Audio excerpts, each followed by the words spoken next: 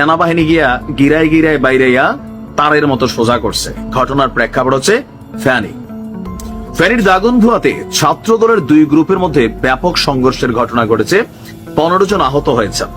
এর বাহিরেও কালকে সারা বাংলাদেশে বেশ কিছু জায়গায় এই ক্ষমতাকে নিয়ে কোপাকুপি, লাফালাফি, মারামারি, গোলাগুলি। বিএনপির এক গ্রুপ আরেক গ্রুপে মারতেছে। ওয়াই? মানে মাত্র তো 6 মাস হলো, গেল 3 দিন আগে না ভাই ধানমন্ডি 32-এর নমুনা দেখা বোঝেন নাই যে এই ইট কিন্তু রাইখা দিছে পোলাপায়। তারা কি বলছে ইট খালি মজিব ঘরের উপর দিয়ে চলবে? তারা কিন্তু বলছে যেটা রাইখা দিলাম ভবিষ্যতের জন্য। শিক্ষা নেন। এখন আমরা যখন এগুলা বলি এতদিন ভাল লাগছে ভাই, আওয়ামী লীগের সময় ছাত্রলীগের দুর্নীতি বেশি বেশি প্রকাশ করেন, এখন যখন ছাত্র দলের গুলা বলবো অনেকের কাছে ভাল লাগবে না। আবার এক সময় যখন এরকম ইট টিট খাইয়া সাইডে হয়ে যাবেন তখন মনে হইব যে ভাই ঠিকই কইছিলেন। আমাদের কিন্তু সবাই শত্রু ভাবেন, আমরা কিন্তু উচিত কথাটাই বলি, ওয়ার্নিং দিই। তো এতে হয়েছে কি যে আপনার এই সংঘর্ষের ফলে স্থানীয় লোকাল এরিয়াতে যানবাহন আটকে গেছে, যানজট লেগে গেছে। পরিস্থিতি খারাপ দেখা আপনার আর্মি ক্যাম্পে ফোন দেওয়া হয়েছে। পরে সেনাবাহিনী এবং পুলিশ ঘটনাস্থলে এসে পরিস্থিতিকে নিয়ন্ত্রণে আনে।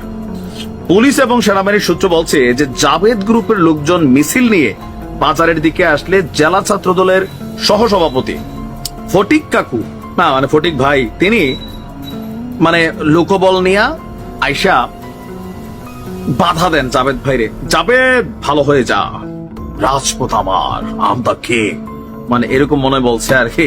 হ্যাঁ, তো এরপরে হয়েছে কি এই নিয়ে দুজনের মধ্যে বাক্য বিনিময়। তারপরে একজন উঠা কইছে, বেটা এই হাত হাতে মুখে কিসের কথা? রাইট, এতদিন কিলানোর মানুষ পাই নাই, প্রয়োজনে নিজের তারারে কিলামো, বাট কিলাইয়া প্রমাণ করবো। শক্তিশালী মাঠে নামছে, এলাকাতে একটা আওয়াজ তোলো। এই আওয়াজ তুলতে গিয়া মনে করলেন যে লাগাইছে গ্যাঞ্জাম, দৌড়াদৌড়ি, বাজারে দোকানপাট বন্ধ, শাটার লাগাও, পিটাপিটি অবস্থা। পরিস্থিতি খারাপ হয় আপনার পুলিশ এবং সেনাবাহিনী এক পর্যায়ে এখানে আসতে বাধ্য হয়েছে। আহতরা নিরাপদ জায়গায় চিকিৎসা নেয়, ফলে তাদের পরিচয় জানা যায়নি। গেল 1 মাস থেকে বিএনপির আহ্বায়ক কমিটি ঘোষণা কেন্দ্র করে আকবর গ্রুপ এবং ফটিক গ্রুপের মধ্যে দফায় দফায় সংঘর্ষ হয়েছে। আর আমাদের কি বলে যে থানার পুলিশ বরাবর ক্ষমতা যারা থাকে তাদের মানে ক্ষমতায় আসবে বা থাকবে ওই লেভেলেই মোটামুটি আমরা দেখলাম যে চলছে। এগুলো বন্ধ হবে কখন? অপারেশন ডেভিল হান্ট কিন্তু সরকার চালাচ্ছে, এটা কিন্তু বলে না যে আওয়ামী লীগের ডেভিল।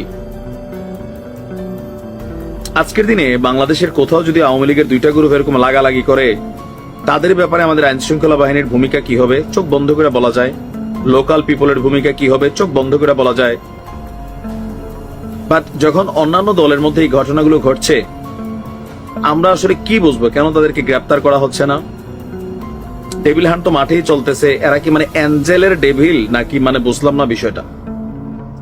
বিএনপির হাইকমান্ড থেকে নির্দেশনা কি জনাব তারেক রহমানের? প্রতিদিন বেচারা 1-2 বার লাইভে আসতেছেন, বক্তব্য দিচ্ছেন, গণমাধ্যমে আসতেছে, তারপরে প্রশাসন কোথাও না কোথাও হাত পা বাঁধা মনে হয়। আগামী দিনে ক্ষমতায় আসবে, চাটতে হবে। পরিবর্তনটা কখন হবে? আর এই যে আমরা যারা সুশীল জনতা, তারপর বৈষম্য বিরোধী ছাত্র আন্দোলন, জাতীয় নাগরিক কমিটি, আপনাদের এগুলোও দেখতে হবে। বিষয়গুলো হচ্ছে কি, পরিবর্তনটা করতে হলে একবারে রুট লেভেল থেকে উঠে আসতে হবে যে চান্দাবাজি নাই মানে নাই। এগুলা বন্ধ হইতে হবে ভাই, নয়তো আপনাদের কপাল এরকম ইট পাথর। দেশ তো এরকম 16 বছর মোটামুটি পলাই টলাই ছিলেন, এখন দেশে নামা শুরু করে আবারই শুরু হয়ে গেছে। কয়ে বেটা এ তুই আমার চিনস? তুমি কে? আমি নেতা, রাজপথে ছিলাম এতদিন এই আওয়ামী লীগ সরকারের সময়, তুমি কি তুমি আমারে চিনো না? এইটা কইয়ে মনে করলেন কলারও ধরছে। তুই হাইব্রিড, তুই হাইব্রিড। লোকাল এলাকা আমার, কয় আমার। মানে মোটামুটি গত কয়েকদিন যাবত বা কয়েক মাস যাবত বাংলাদেশের বিভিন্ন জায়গায় বিএনপি পন্থী, বিএনপির কিছু কতিপয় বিপথগামী নেতা, কথিত কর্মী, আমি বলি আওয়ামী লীগও ছিল, এগুলাই কিন্তু আওয়ামী লীগরে মারা দিছে। তো বিএনপিও এই লাইনেই অনেকে যাওয়ার চেষ্টা করে। হাইকমান্ড অন্যরকম ভূমিকা আছে। বরাবরই বলি, একজন জাস্ট গিয়ে সেলফি একটা তুলছিল এসপির অফিসে, দল থেকে তারা বহিষ্কার করে দেওয়া হয়েছে, ঠিক আছে। কিন্তু এই লোয়ার লেভেলে যারা আছেন একদম গ্রাম পর্যায়ে, তারা কিন্তু ভাই কন্ট্রোল হচ্ছে না। আর এই প্রথমবারের মতো যখন বাংলাদেশে অপারেশন ডেভিল হান্ট চলছে, তো এই যে মিনি মিনি ডেভিল রাস্তায় ভাইসে উঠতেছে যে ক্ষমতার জন্য তোরে মাইরালায়া, ঠিক এরকম ভাই গুলি টুলি চালাই দিচ্ছে ডাইরেক্ট। দেশীয় অস্ত্র শস্ত্র নিয়ে এক গ্রুপ আরেক গ্রুপের উপর ঝাঁপাই পড়তেছে। কিসের জন্য ক্ষমতায় আসছেন? না এখনই কেন? কারণ চাই এলাকাটা আমার, চাই আমরাই তো আসবো। সিদ্ধান্তটা কিন্তু এরকমই মোটামুটি ঢুকে গেছে বিএনপির অনেক নেতা কর্মীদের মধ্যে, কিন্তু তারা নিজেরাও বুঝতেছে না। তারা হচ্ছে যে কি বলা হয় যে নিজেদের ক্যাশেই নিজেরা আগুন লাগাই দিচ্ছে। ঘুমন্ত অনেক লোক আছে, তারারে দিয়ে যে কোনো কিছু করান যায়। সিচুয়েশন বোঝে না, কটা টেহা দিলে আর কয় তুমি এটা কইরা লাও। একদম সেন্ট্রালও খবর ফাড়ায়াম, ভাবি কয় আমার তালতো ভাই কলজা আছে বেহতার যাইয়া পড়ছে বিপদ। তবে বাবির তালতো ভাইয়ের এই ঘটনাটা কানেক্টেড টাইপেরই। সারা দেশে এই মুহূর্তে ডেভিল হান্ট চলছে, তাই না? Operation devil hunt. তো প্রথম টার্গেটেড কে? আওয়ামী লীগের নেতা কর্মীরা, বিশেষ করে যাদের নামে বিভিন্ন জায়গায় মামলা টামলা বা বিভিন্ন ভাবে এলাকাতে একটু কলার টলার ওচা টোচা দিয়ে হাঁটতো বা মানুষের দেখলে থাপড় চটকানা দিত। আবার অনেক ভালো মানুষই কিন্তু এই ডেভিল হান্টে কানেক্ট হইতে পারে। বাট আমরা চাচ্ছি প্রকৃত যারা আছেন, শুধু আওয়ামী লীগ না, সারা বাংলাদেশে যারাই দলমত রাজনীতির ঊর্ধ্বে গিয়া ডেভিল যারা আছেন তাদের গ্রেপ্তার করা হোক। এখন ডেভিল হান্টের ভয়ে গাজীপুর গ্যারাম শূন্য হয়ে গেছে, পুরুষ নাই, ইয়াং মাইয়া পাইনো নাই, মুরব্বীরা আছে ঘরে ঘরে। আর এর মাঝখানে রাজবাড়িতে ঘটছে আমাদের এক ঘটনা। আপনার রাজবাড়ির পাংশা এলাকায় সাবেক রেলপথ মন্ত্রী জিল্লুল হাকিমের নির্দেশে আওয়ামী লীগের লিফলেট বিতরণের সময় যুবলীগের 3 কর্মীকে গ্রেপ্তার করেছে পুলিশ। এ সময় তাদের কাছ থেকে 30 পিস লিফলেট এবং 10টি বাঁশের লাঠি উদ্ধার করা হয়েছে। তবে বাঁশের লাঠিটা মনে ভুলে একটু বেশি লেগছে।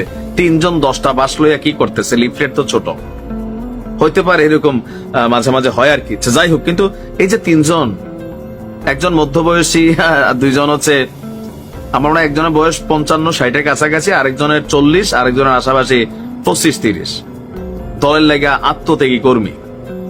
কিন্তু মাঝে মাঝে খেয়াল রাখতে হবে যে এই মুহূর্তে আপনি যখন এই কাজটা করতেছেন, যে সারা বাংলাদেশে এই মুহূর্তে টেবিল হান্ট চলছে, আর আপনি সাহস দেখাইয়া উপরের নেতার কথায় লিফলেট বিতরণ করতে যাচ্ছেন, এটা কিন্তু বোকামি।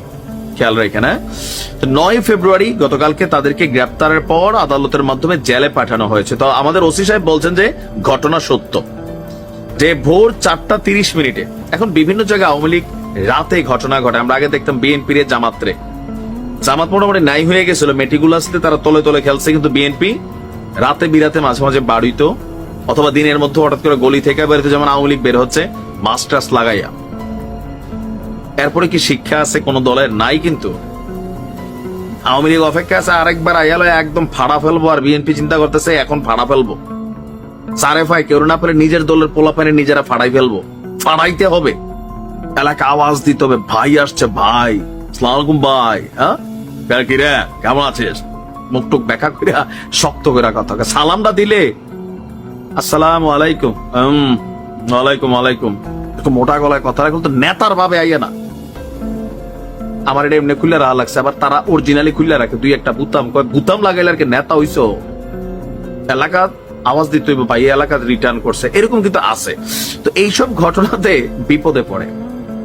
তো আমাদের যেই 3 জন গ্রেফতার হয়েছেন তারা হচ্ছেন পাংশা পৌরসভার চাঁদপুর এলাকার মৃত রহমত আলী শেখের ছেলে নয়ন শেখ। নিশ্চিন্তপুর এলাকার নাম কি? নিশ্চিন্তপুর। হ্যাঁ, পুরো এলাকার এখন টেনশনে ফেলাই দিছে। নিশ্চিন্তপুর এলাকার মৃত সিরাজুল ইসলামের ছেলে নাজমুল হুসাইন এবং নারায়ণপুর এলাকার মোহাম্মদ নজরুল কাজীর ছেলে রবিউল ইসলাম বাবু। নাম বাবু, এটা কিন্তু অনেক বড় কলজা লই আটকে গেছে। পুলিশ বলছে ভোরে রাজবাড়ী কুষ্টিয়া আঞ্চলিক মহাসড়কের পাশে পাংশা মৈশাল্লা বাস স্ট্যান্ড এলাকায় গ্রেপ্তারকৃত ব্যক্তিরা যানবাহন চলাচলে বাধা সৃষ্টি করে আওয়ামী লীগের সরকার বিরোধী লিফলেট বিতরণ করে, এমন খবরে পুলিশের টহল টিম তাদের গ্রেপ্তার করছে। আর তাদের সাথে নিষিদ্ধ ছাত্রলীগ যুবলীগের আরো মানুষ ছিল 15-20 জন, ওইগুলো ধাওয়া খেয়ে পালাই গেছে। আর বাকি যারা ছিল, আচ্ছা বাসের সংখ্যা তাহলে এই কারণে বাড়ছে। পুলিশের বক্তব্য যে জিজ্ঞাসাবাদ করলে তারা বলছে সাবেক রেলপথ মন্ত্রী, রাজবাড়ী জেলা আওয়ামী লীগের সভাপতি, তার ছেলে মিতুল হাকিম জেলা আওয়ামী লীগের সদস্য, খন্দকার সাইফুল ইসলাম বুরু পাংশা উপজেলা আওয়ামী লীগের সভাপতি, আইনাল সর্দার, অতুলের নির্দেশে তারা সরকারের বিরুদ্ধে লিফলেট বিতরণ করে। পুলিশ কিন্তু এখন সত্য কথা বলে। আগে পুলিশ এরকম বলে কথা ফাঁসাই দিছে, বাট এখন আমাদের পুলিশ বদলাই গেছে। স্বরাষ্ট্র মন্ত্রণালয় থেকে বলা হয়েছে যে পুলিশকে মানবিক হইতে হবে। যাই হোক, বেশি সবসময় কলিজা ভালো না, পাবিয়ে কয় শোনো এবার একটা কথা কইয়া দিও, কারে হন্দার জেল গেছি গা হুনতো না। তো যদি কখনো ভিডিওটা দেখে কোনটা আর জন্যা মারফুত বেশি দিন বাঁচে না। জামাতের কোন নেতার বিরুদ্ধে নেতা বলা উচিত না, চেনা নেতা, তার বিরুদ্ধে নিউজটা করছি। নানান কেলেঙ্কারির দায়ে গেল কয়েকদিন আগে সাময়িক বরখাস্ত হয়েছিল ফেনীর আলিয়া কামিল মাদ্রাসার অধ্যক্ষ মাওলানা মাহমুদুল হাসান। এরপরে তার বিরুদ্ধে সম্ভবত মামলার একটা আয়োজন বা প্রস্তুতি চলছিল। তো সেই মামলা থেকে অব্যাহতি দেওয়ার আশ্বাসে জামাতের রোকন এই চেনা জাকির, সে আপনার সম্ভবত কত লক্ষ টাকা চাইছে, 3 লক্ষ টাকা। যে মাওলানা সাহেব বলছে আমার 3 লক্ষ টাকা দেন, তাহলে আমি মামলা থেকে আপনারা টেকনিক্যালি সাইড করে দিব। এটা নিয়ে গত 9 ফেব্রুয়ারি রাতে জাকিরের 3 লক্ষ টাকা চাঁদার দাবির 2 মিনিট 27 সেকেন্ডের একটা কল রেকর্ড সোশ্যাল মিডিয়াতে আপনার প্রকাশ পেয়েছিল। এরপরেই এই বিষয়টা সামনে আসার পর আপনার গতকালকে সন্ধ্যায় জেলা জামাতের প্রচার এবং মিডিয়া সম্পাদক আনম আব্দুর রহিম স্বাক্ষরিত এক বিজ্ঞপ্তিতে এই চেনা জাকিরকে সংগঠনটি থেকে বহিষ্কার করা হয়েছে। এখন বহিষ্কার কি কোনো সলিউশন? আমরা মনে করি বিএনপি, আওয়ামী লীগ, জাতীয় পার্টি, জামাত ইসলাম যারাই আছে, একটা জিনিস ফলো করা জরুরি। কোনটা? যদি প্রকৃতপক্ষে আপনি মনে করেন আপনার দলকে সান্দাবাজ মুক্ত রাখবেন, লুটপাটকারী মুক্ত রাখবেন, তাহলে জরুরি হচ্ছে যাকে বহিষ্কার করা হচ্ছে তার বিরুদ্ধে দলীয় একটা মামলা দেওয়া। কেন? যেন বাকি যে কর্মীরা যাদের মনের মধ্যে এই লোভ হিংসা কাজ করে যায়, তো সেটাতে কি হবে, বাকিরা একটা মেসেজ পাবে যে দলে থেকে কোন রকম অন্যায় করলে দল প্রশ্রয় তো দেয় না, বরঞ্চ একটা মামলা ঝুলাই দেয়। এখন বহিষ্কার আমরা দেখছি অতীতে ছাত্রলীগ অনেকে বহিষ্কার করছে, ধরা খাইলে ছাত্রদলও বহিষ্কার করছে, কিন্তু বিএনপি কিন্তু মামলা দিয়ে দিছিল এক নেতার নামে দলীয় ভাবে। জামাতের উচিত এই চেনা জাকিরের বিরুদ্ধে একটা মামলা দিয়ে দেওয়া। জানা গেছে যে ফেনীতে পরিচ্ছন্ন রাজনীতির জন্য জামাত ইসলামের দীর্ঘদিনের সুনাম রয়েছে, তবে এই চেনা জাকির মানে জামাতের এই রোকনের অনৈতিক কর্মকাণ্ডে সেই খ্যাতিতে এবার ছেদ পড়ল। ইতিপূর্বে ফেনী জামায়াতের কোন নেতাকর্মীকে বাস, সিএনজি স্ট্যান্ড ইজারা নিয়ে চাঁদা আদায়ে সংশ্লিষ্টতা না পেলে এবারই ব্যতিক্রম চিত্র দেখা গেছে। জানা গেছে জামাতের এই রোকন জাকির হোসেন ফেনী শহর শ্রমিক ফেডারেশনের সহসভাপতির পদ ব্যবহার করে শহরের বিভিন্ন পরিবহন স্ট্যান্ড থেকে টাকা হাতিয়ে নিচ্ছে। সাম্প্রতিক সময়ে এই 6 মাসের ভিতরে চাঁদাবাজির খেলাতে আপনার সদর হাসপাতাল মোড়ের সিএনজি স্ট্যান্ড ঘিরে 70,000 এবং মহিপাল স্ট্যান্ড থেকে 1 লক্ষ টাকা চাঁদা নিয়েছে এই চেনা জাকির। এছাড়াও মুক্তিযোদ্ধার সন্তান না হয়েও মুক্তিযোদ্ধার সন্তান কমান্ড নামে একটি সংগঠনের অর্থ সম্পাদকেরও দায়িত্ব পালন করছেন অভিযোগ আছে।